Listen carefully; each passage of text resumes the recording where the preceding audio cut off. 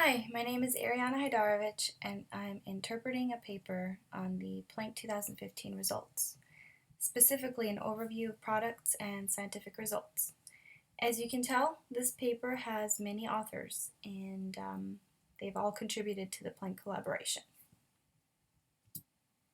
First, I will talk a little bit about the background of the Planck mission before I get into the data analysis of this paper. Named after the German scientists Max Planck, the European Space Agency, also known as ESA, led the Planck mission, which allowed astronomers to address some of the most fundamental questions in cosmology and astrophysics. They basically wanted to know the geometry and contents of the universe, how the universe grew immediately after its birth, and how the stage was set for the universe to evolve into structures, such as galaxies, that we see today. This will also help us understand our own Milky Way. So in order to do this, the Planck satellite was designed to make careful measurements of the cosmic microwave background, also known as CMB, which is the remnant background radiation left over from the Big Bang. So on May 14, 2009, the European Space Agency launched the Planck satellite and scanned the microwave and sub-millimeter sky continuously between August 12, 2009 and October 23, 2013. These images show a comparison of the CMB results from COBE, WMAP, and Planck. The Cosmic Background Explorer, also known as COBE, satellite was launched in 1989 and was developed by NASA's Goddard Space Flight Center. Its purpose was to measure the diffuse infrared and microwave radiation from the early universe to the limits set by our astrophysical environment. There were two of COBE's chief scientists, which actually earned a Nobel Peace Prize in Physics in 2006 for the mission's evidence supporting the Big Bang Theory, and for its demonstration that tiny variations in the ancient light reveal information about the state of the universe. NASA's next generation spacecraft, the WMAP, also known as the Wilkinson Microwave Anisotropy Probe, launched in 2001, found strong evidence for inflation, the very early age in our universe when it expanded dramatically in size. And it also measured the basic traits of our universe better than ever before. Now, Planck came in and we got some new images in the sky with more than 2.5 times greater resolution than WMAP, revealing patterns in the ancient cosmic light as small as 1/12 a degree in the sky. Planck was created the sharpest all-sky map ever made of the universe's CMB, precisely fine-tuning what we know today about the universe. The prior paper of Planck's mission results was in 2013, prior to the new results that were released in 2015. This image shows the 2013 mission's all-sky map of the cosmic microwave background. The map suggests that the universe is slightly older than previously thought. According to the map, subtle fluctuations in temperature were imprinted on the deep sky when the universe was about 370,000 years old. The imprint also shows ripples that arose early in the existence of the universe as the first non-millionth or 10 to the negative 30th of a second. So it's basically theorized that these ripples gave rise to the present vast cosmic web of galactic clusters and dark matter. This image shows the polarization of the cosmic microwave background. These are the 2015 data release, which unveils the first high-resolution maps of CMB polarized over the full sky.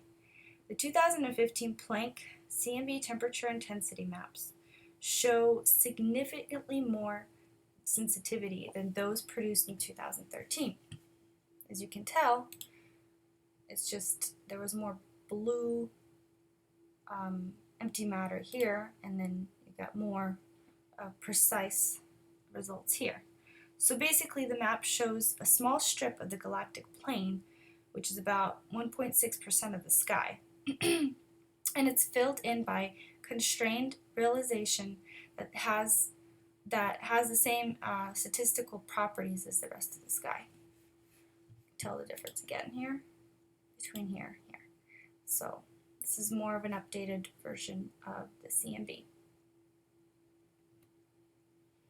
And its foreground temperature components. This image is constructed from the observations made at microwave and millimeter wavelengths of light, portraying our Milky Way galaxy of charged particles, gas, and several types of dust. This is our Milky Way right here, right across. So these different colors represent various materials and types of radiation. The red color in that picture, it's kind of like a broken down, so you can see the different types of images that were put together to create this image. And basically the red color shows dust throughout the galaxy that gives off like a thermal glow. And the dust is only about 20 degrees above absolute zero. So it gives off, it's very cold, basically. And the yellow basically shows carbon monoxide gas, which is concentrated along the plane of our Milky Way. And it's in the densest clouds of gas and dust. And basically they're just producing new stars. Okay, and then the blue indicates a type of radiation called synchrotron, which occurs when fast-moving electron shells they shell out supernovas and other energetic phenomena, and they're captured in the galaxy's magnetic field right here. The electrons spiral along the magnetic field and are basically traveling near the speed of light. The green shows a different kind of radiation known as free-free. The name free-free comes from the fact that the particles start out alone and end up alone. So the free-free signature are associated with hot ionized gas near these massive stars. So this occurs when isolated electrons and protons travel past one another in a series of near collisions, slowing down but continuing on their way. This image shows universal matter lying between Earth and the edge of the observable universe in this all-sky map from Planck. Regions with more mass show up lighter, so all these little light spots, basically more mass. And then the darker spots are less mass. And then the grayed out areas are where the light from our own galaxy was just too bright, so it blocked the Planck's ability to map like the more distant matter. And this picture just shows the prior results from 2013, so you can tell that there was more ability for, I guess, Planck to get, I guess, a picture of the light. It was just too bright in all these areas, and then, of course, our other results showed a better picture. So the newest data now includes observations made during the entire mission. The 2015 results go anywhere from the start of Planck's mission all the way to 2015. So the Planck team says that these data are refining what we know about our universe. It makes it more precise, we're making more precise measurements of matter, including dark matter, and how it's clumped together. Other key properties of our universe are also measured with greater precision, and this allows us to put theories of the cosmos to even more rigorous tests. So new data also suggests that the length of time in which our universe remained in darkness during its infant stage has changed. There was a preliminary analysis of the data Planck data suggesting that this period of time, also known as the Dark Ages, which took place before the first stars and other objects ignited, lasted more than 100 million years or so longer than previously thought. And the Dark Ages ended 550 million years after the Big Bang that created our universe. So later than previous estimates by other telescopes of 300 to 400 million years old. So better results. However, research is still ongoing, and we still have to confirm this finding. The Planck data supports the idea that the mysterious force known as dark energy is acting against gravity to push our universe apart at ever-increasing speeds, which would indicate that our universe is expanding. However, some scientists propose that dark energy doesn't even exist. Instead, they say that what we know about our gravity, as outlined by Albert Einstein's general theory of relativity, needs basically refining. In those theories, gravity becomes repulsive across great distances, eliminating the need for dark energy. Practically, why would we even need it?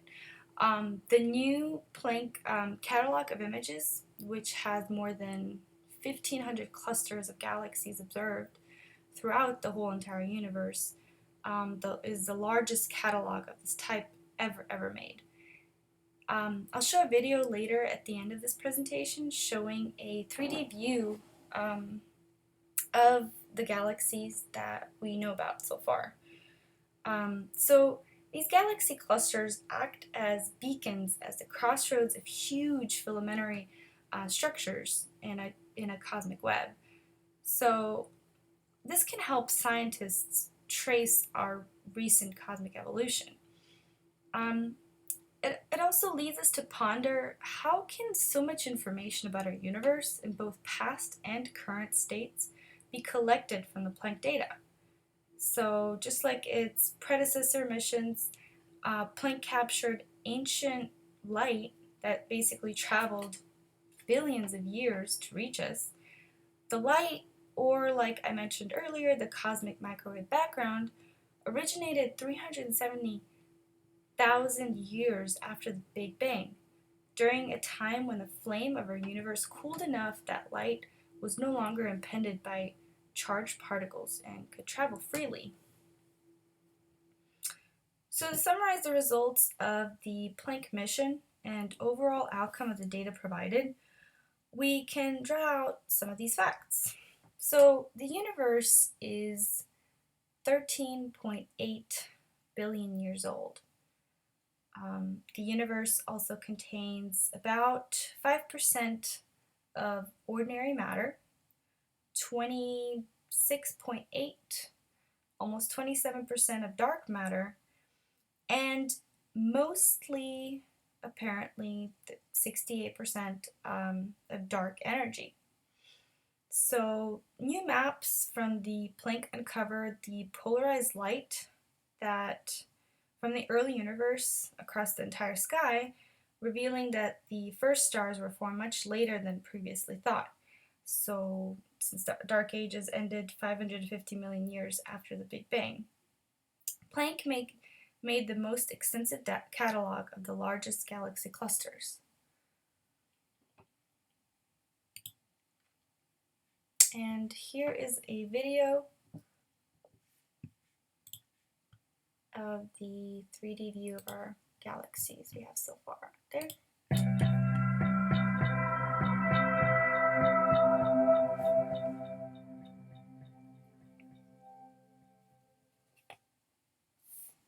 Behind me you can see a visualization, a part of the Galaxy and Mass Assembly Survey. The positions of the galaxies in this video are their true positions in space, and the images you can see are the true images of the galaxy. So we're currently flying through a real part of the cosmos and seeing something close to what it would actually look like to travel through this part of space. The Gamma Survey, as it's known to astronomers, is the largest multi-wavelength dataset ever assembled, and contains observations of more than 200,000 galaxies. We began by using the Anglo-Australian telescope in New South Wales to accurately measure the positions of these galaxies, and then built a three-dimensional map of this part of the universe. Next, we introduced observations of the same galaxies made by some of the world's best telescopes across 21 different wavelengths, from the far ultraviolet to the far infrared. By looking at galaxies over such a large range of wavelengths, we can learn many things about them, such as how many stars each galaxy has, how much interstellar dust they contain, and how quickly they're forming new stars. All of the energy in the universe was created in the Big Bang, with a significant portion of it locked up as mass. This is being slowly released as stars fuse elements together and convert this mass into energy, mostly in the form of light at different wavelengths. About half of this light reaches us directly at ultraviolet and optical wavelengths, while the rest is absorbed by interstellar dust and re-emitted in the far infrared. Using the gamma survey, we found that the amount of energy being produced by stars in galaxies in a fixed volume of space is around half what it was 2 billion years ago, and is fading across all the wavelengths we observed. In other words, the universe is slowly dying. Just as we'll all become less active in our old age, the same is happening to the universe, and it's well past its prime. Its active, athletic, partying days are behind it, and it's curled up on the sofa with a blanket and a nice hot chocolate, starting to doze off. However, the universe will never really die. It will just grow old forever, slowly converting less and less mass into energy as billions of years pass by, until eventually it will become a cold, dark, and desolate place, where all of the lights go out.